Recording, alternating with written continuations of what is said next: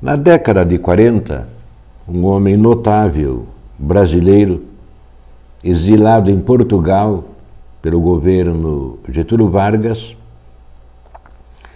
fez uma palestra numa universidade sobre o tema o sim e o não. Foi de tamanha repercussão essa palestra, repercutiu em todo o país de Portugal, os jornais da época fizeram grande alarde desta fala, e ela se transformou depois num livro que é disponível para quem queira tê-lo, que leva o nome de A Aliança do Sim e do Não. Cito este exemplo para dar ênfase à propriedade do tema sugerido. Saber dizer não é o mesmo que dizer é preciso discernir o que é o sim, o que é o não, e ter a coragem de usar esta ou aquela palavra, cada uma delas traduz uma atitude, no momento oportuno e com a coerência necessária com a própria vida, com a própria consciência. Nós vivemos numa época muito confusa. Mistura-se o sim com o não com o sim, e é algo grave, porque não se trata de um mero som verbal, oral. Trata-se de um estado de espírito. Nós começamos a nossa vida desde a infância cruzando com essas palavras, já dentro de casa, na rua, na escola. O sim e o não encontram-se com a gente com enorme frequência. E a vida toda é acompanhada pela presença dessas duas pequeninas palavras, mas decisivas palavras para o nosso comportamento e para a tradução da nossa personalidade. É interessante que no Evangelho Cristo tem um pronunciamento a respeito deste assunto, quando em dado momento ele diz: seja o vosso sim, sim, e o vosso não, não. Cristo traduz para nós que precisamos de uma firmeza de caráter para, dizendo o sim, ser coerente com ele, ou dizendo o não, ser coerente também com ele. É importantíssimo para nós isto, porque esse discernimento e essa firmeza traduzem o nosso caráter, a nossa individualidade e, sobretudo, a nossa personalidade. Mas eu dizia, a nossa época se confunde intensamente no jogo das palavras. Isto começa também desde a infância, dentro da vida familiar.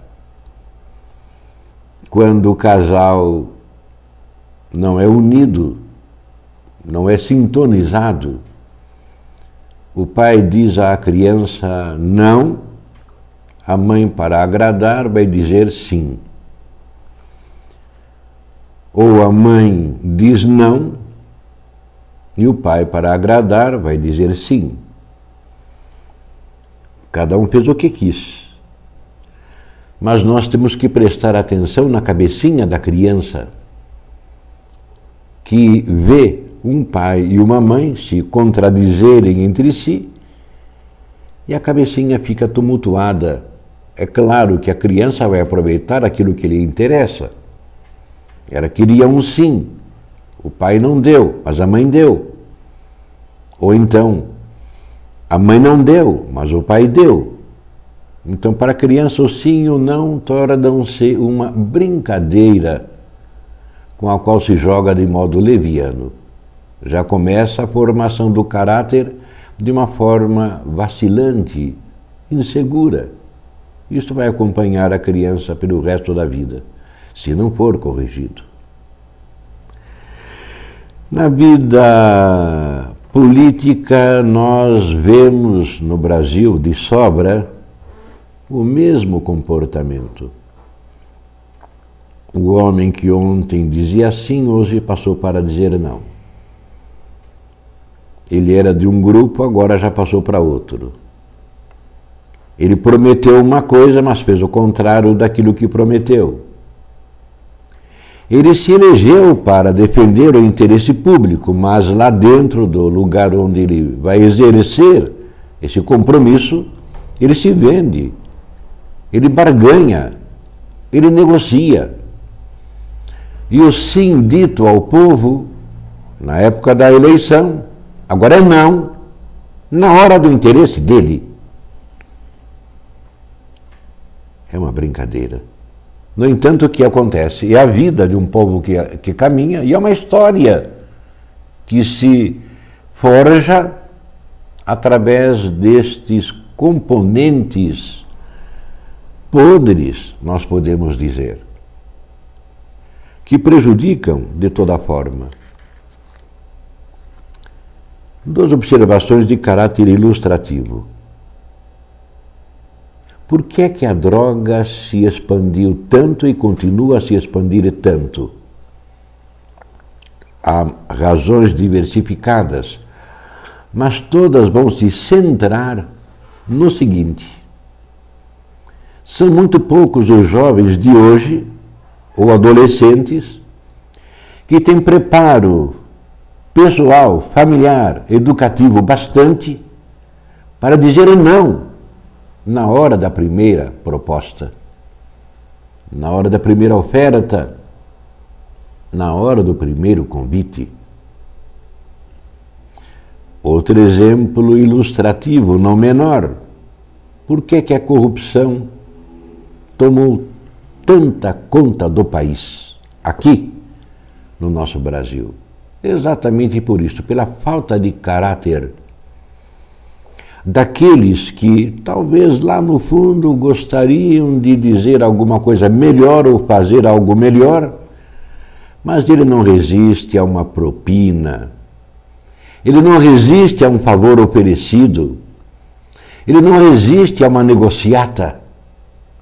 E contrariando a consciência, contrariando o bem comum, ele diz aquilo que não deve. Quando eu deveria dizer sim, ele diz não. Quando eu deveria dizer não, ele diz sim.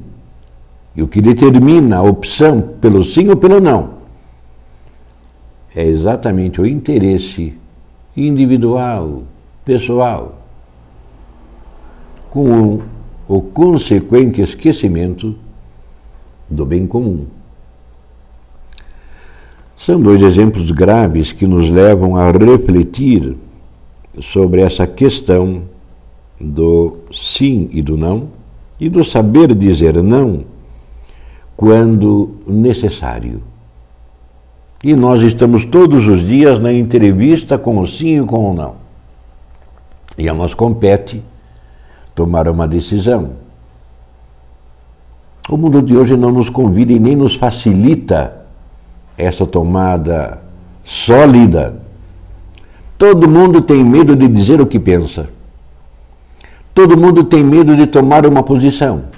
Todo mundo tem medo de se decidir. E todo mundo fica no sei lá, pode ser que sim, eu não sei direito.